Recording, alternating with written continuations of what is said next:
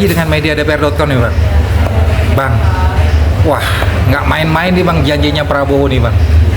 Dia sikat habis Bang masalah korupsi di Indonesia Bang.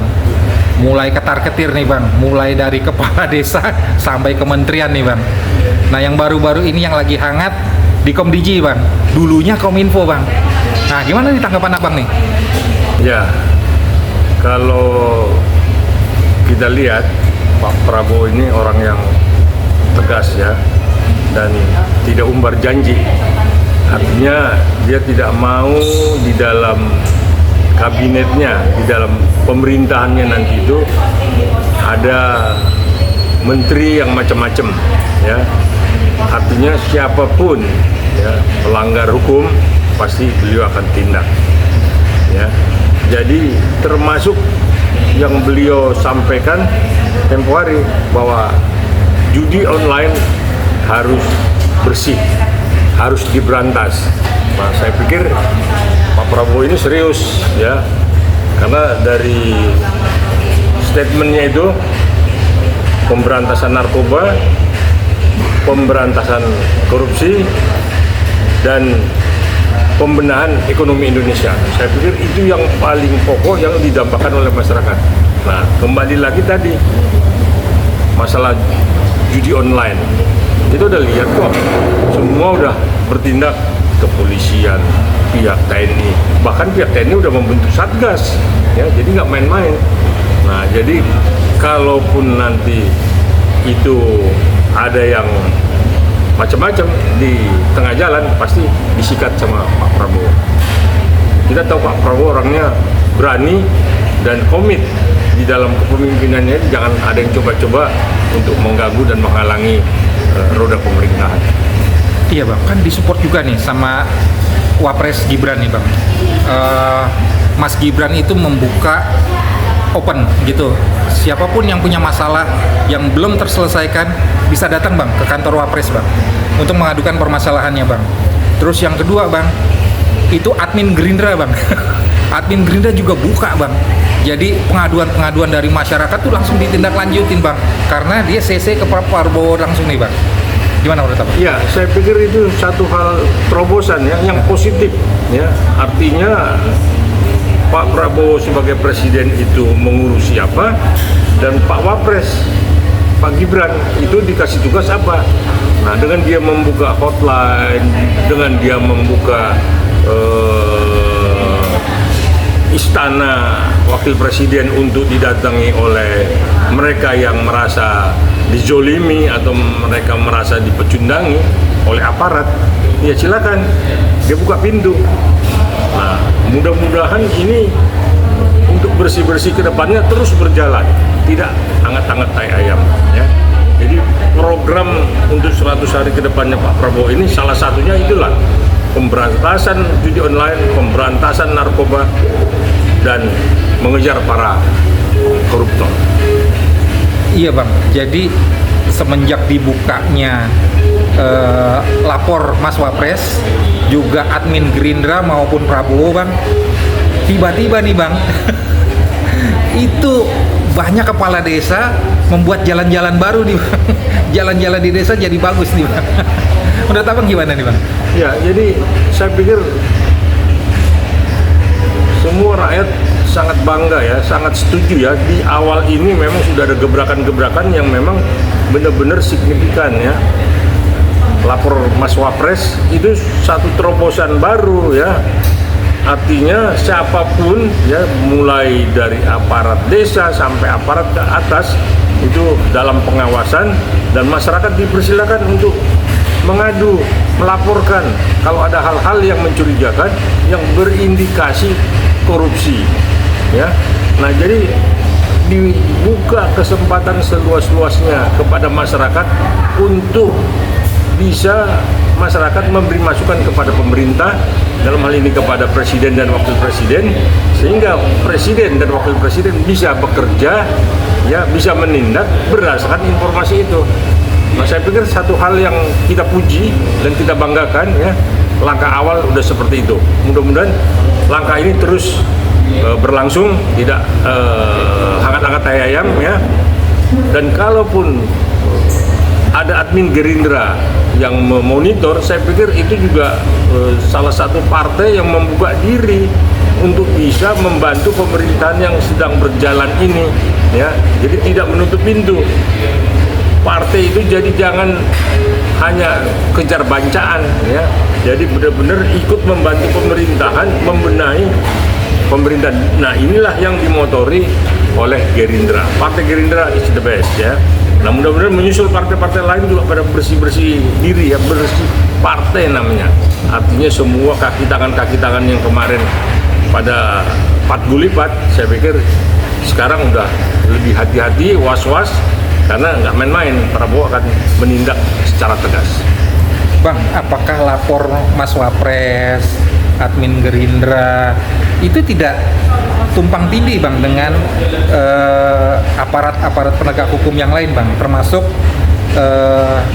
Dewan Perwakilan Rakyat yang tugasnya menampung aspirasi dari masyarakat Bang?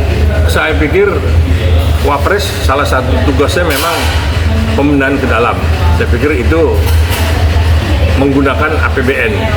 Tapi kalau admin Gerindra saya pikir tidak menggunakan APBN, dia secara mandiri, ya, dia akan membuka diri dan akan melaporkan hal-hal yang memang dianggap mengganggu roda pemerintahan. Nah, dia bekerja sama dengan masyarakat. Di masyarakat itu macam-macam kan, ada LSM, ada apa segala macam, kerjasama untuk sama-sama membangun negara ini. Makanya kalau partai-partai lain masih menutup diri, tidak mau tahu dengan masyarakat, dengan konstituennya, saya pikir akan ditinggalkan oleh masyarakat. Ya, dia akan lebih percaya kepada partai yang memang benar-benar mewakili penderitaan rakyat. Nah, inilah yang memang satu terobosan baru, admin Gerindra sudah melangkah, membuka diri dan benar-benar ada di tengah rakyat. Nah, dulu kan ceritanya zamannya Bu Mega kan wong cilik. Nah, sekarang admin Gerindra sudah bekerja sampai ke masyarakat yang paling bawah. Jadi wong cilik juga ya Bang ya?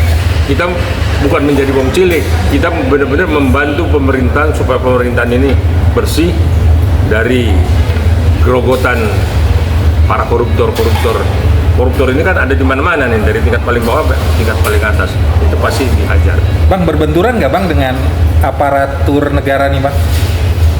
Apa yang dilakukan lapor Mas Wapres dengan admin Gerindra Bang? Saya pikir enggak ada yang berbenturan, semua sejalan, ya.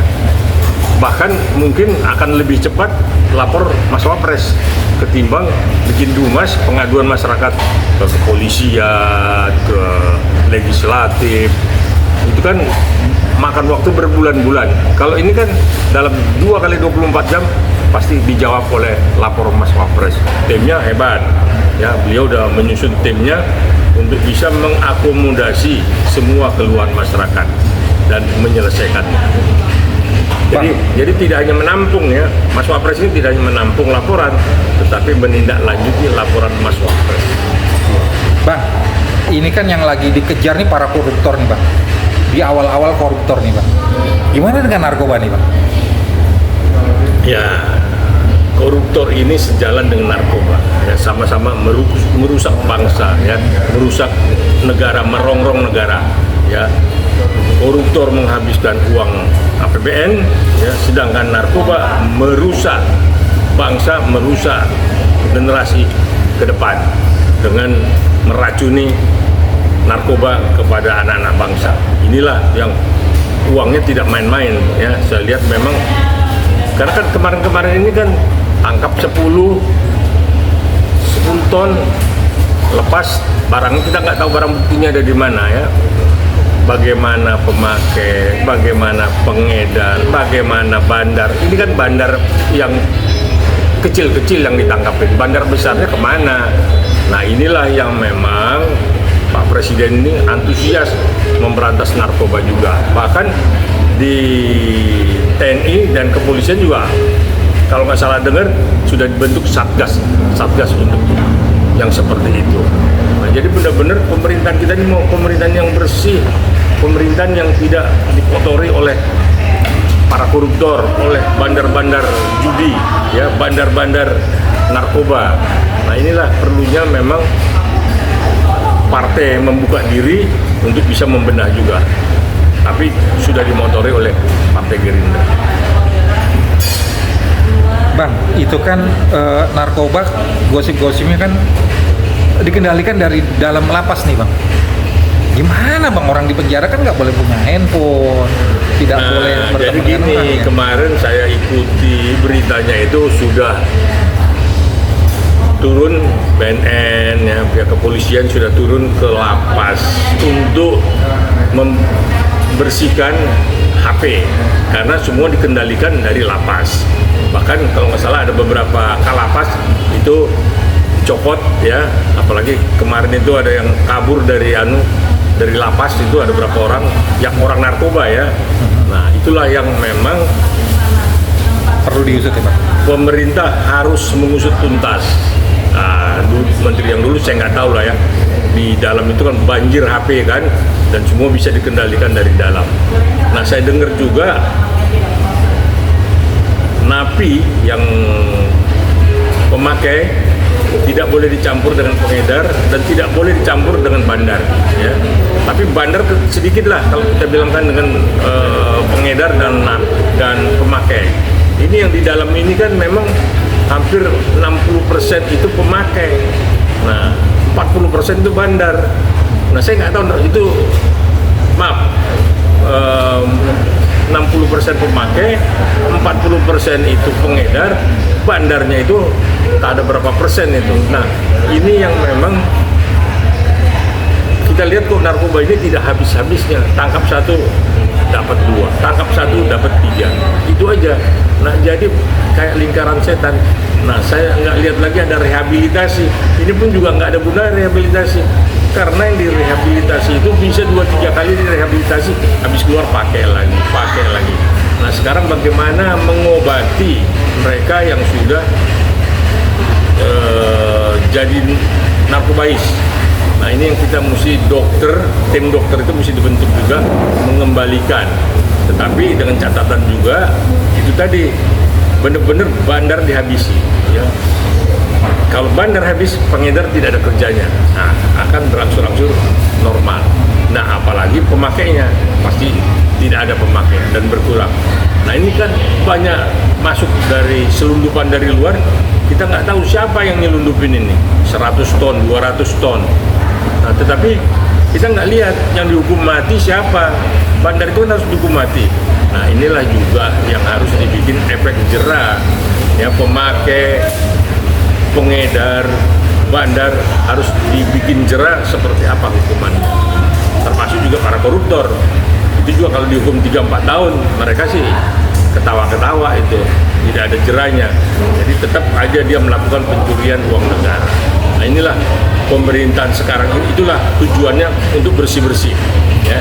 Kalau sudah bersih dari atas, akan bersih juga ke bawah.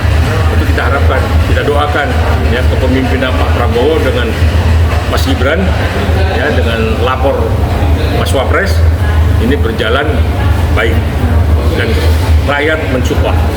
Saya apalagi sebagai praktisi hukum dan sebagai rakyat mensupport kepemimpinan ini untuk ke depan bisa menjadi pemerintahan yang bersih dan berwibawa dan ekonomi kita baik. Jadi itulah yang bisa saya sampaikan. Terima kasih.